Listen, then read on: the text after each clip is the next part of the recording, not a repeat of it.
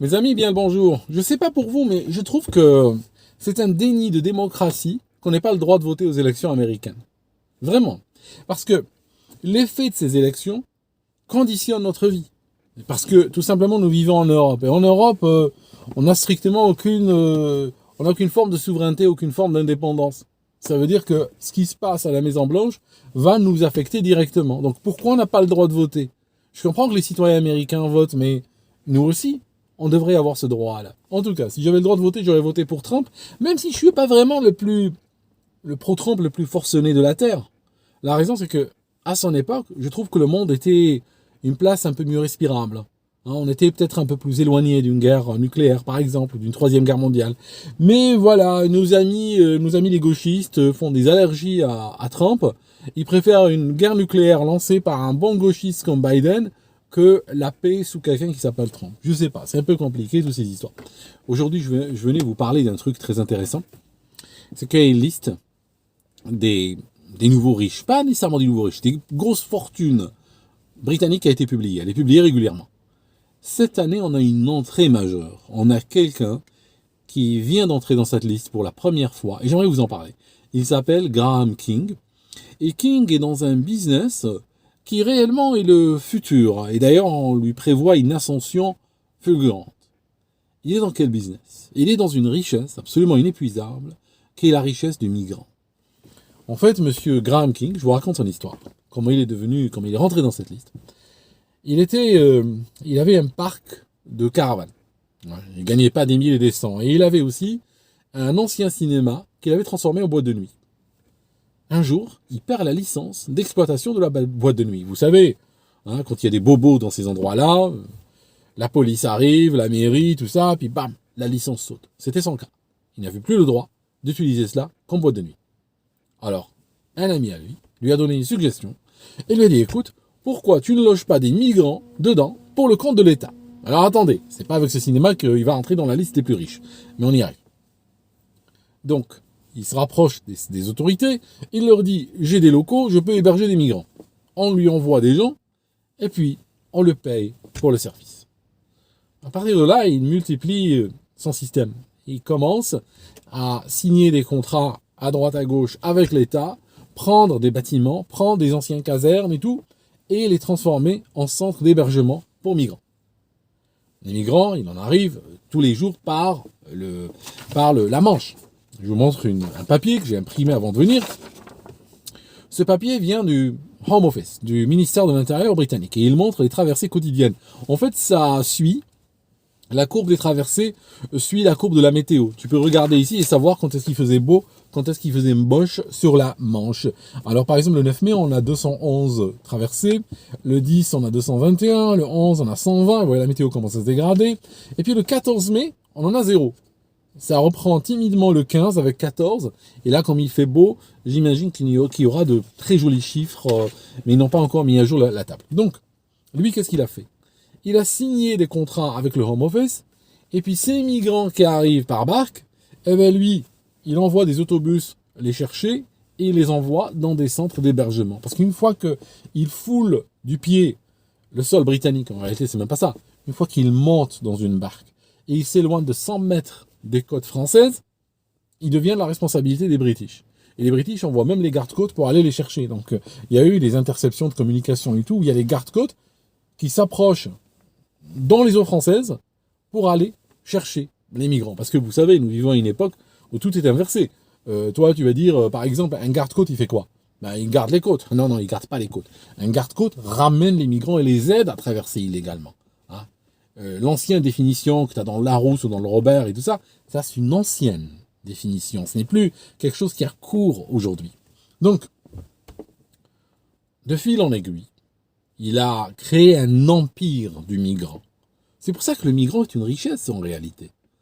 Il a créé un empire du migrant et il touche, tenez-vous bien, 3,5 millions de livres sterling, on est à près de 4 millions d'euros, je sais qu'il y en a qui vont penser par an, par mois, non, par mois c'est faux, par semaine c'est faux, par jour. Oui, 4 millions d'euros par jour d'argent des contribuables qui part chez lui. Voilà, c'est une richesse. Donc, le gars, pour tout vous dire, il a un contrat avec le ministère de l'Intérieur, avec le Home Office, qui court jusqu'en 2029. Donc, en fait, on nous raconte des choses on raconte la chose et son contraire, parce que si vous voyez ce qu'on a au pouvoir, là, le parti conservateur, hein, qui n'a de conservateur que le nom, en fait, ce parti conservateur, verbalement en tout cas, dans sa manière de présenter sa politique migratoire, ils disent, on va sécuriser la frontière, on va tout fermer, on va tout bloquer, on va devenir une autre Australie. Ça, c'est le propos. Ça, c'est juste pour l'électorat. Dans la réalité, ils sont en train de signer des contrats qui vont jusqu'en 2029 pour héberger des masses de migrants. Donc ça vous dit tout ce que vous avez besoin de savoir. C'est que cette histoire n'est pas sur le point de s'arrêter. Alors, grâce à cela, grâce à cette manne du migrant, il est en train de devenir milliardaire. Donc, sa fortune a atteint 750 millions de livres sterling. On est au nord des 800 millions d'euros. Faisant de lui un homme plus riche que le roi d'Angleterre. Le roi est autour des 600 millions, juste pour que vous donniez un ordre de grandeur. Et on pense qu'à cette vitesse, d'ici qu'ils mettent à jour la liste l'année prochaine ou celle d'après, il aura dépassé le milliard. Ça signifie qu'on va avoir au Royaume-Uni le premier milliardaire du migrant.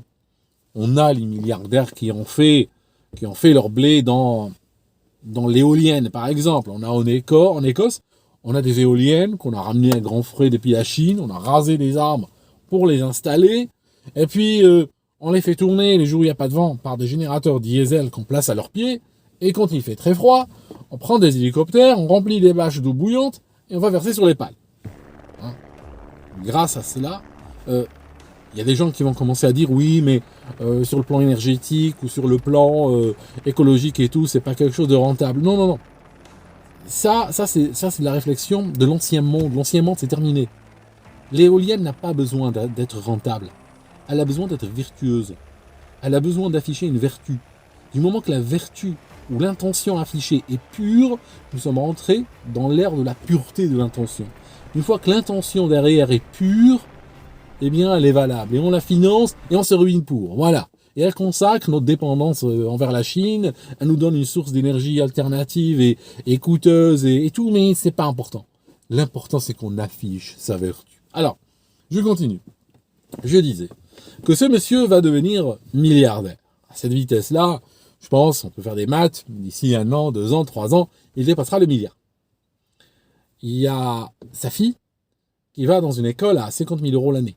Une école privée, très huppée, on ne peut pas rentrer comme ça. 50 000 euros l'année.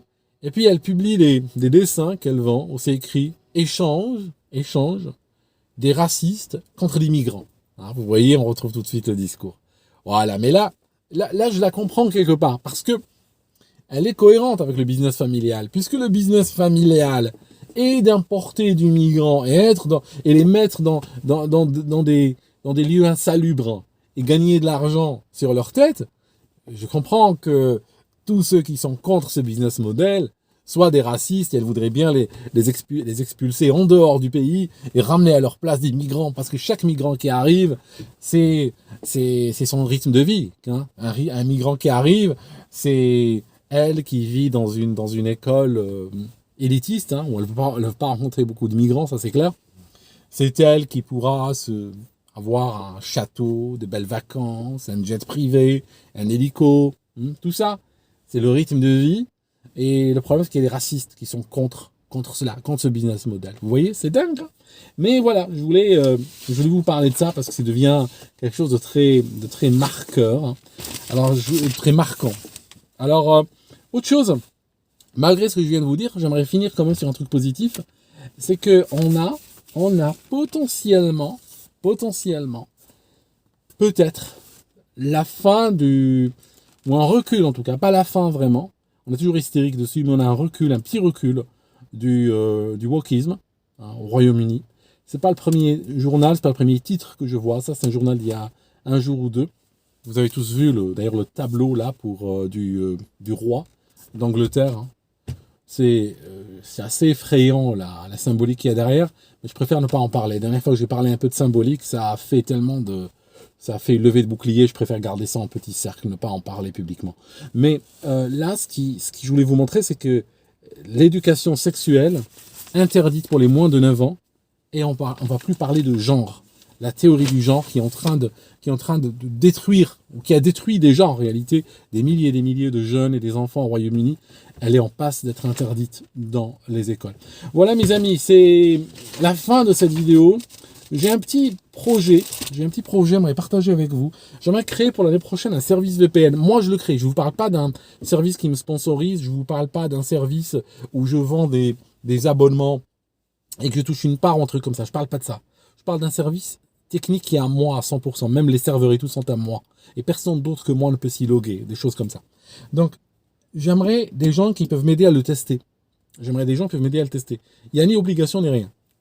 C'est un service qui marche spécialement. Il n'est pas pour ordinateur, il est pour des téléphones portables, Android ou iPhone. Balance-moi un email sur mon adresse aldosterone111@gmail.com, mes VPN dans le titre, ou bien sur ce numéro de téléphone, sur ce WhatsApp, balance-moi un message. Tu me dis juste ton nom, ton adresse email et puis que tu veux le VPN, et je vous donne un VPN qui sera valable jusqu'au 31 décembre. Je risque d'être un peu dépassé par les demandes, donc soyez patient avec moi, j'espère qu'il y en aura pour tout le monde, mais je veux faire des tests grandeur nature, et après je déciderai d'ici la fin de l'année si ça vaut la peine ou pas pour moi de continuer. Mais voilà, n'hésitez pas à m'écrire, et puis on se voit dans une autre vidéo. Également, avant de partir, si vous habitez en Nouvelle-Calédonie, s'il vous plaît, contactez-moi en priorité sur ce WhatsApp, j'ai besoin d'entendre parler de vous. J'ai besoin de savoir ce qui se passe. Je ne veux pas le lire sur les news. J'aimerais savoir de la part des gens qui sont sur place. J'aimerais savoir ce qui se passe en Nouvelle-Calédonie. Merci mes amis et puis on se voit quand on se voit. À très bientôt.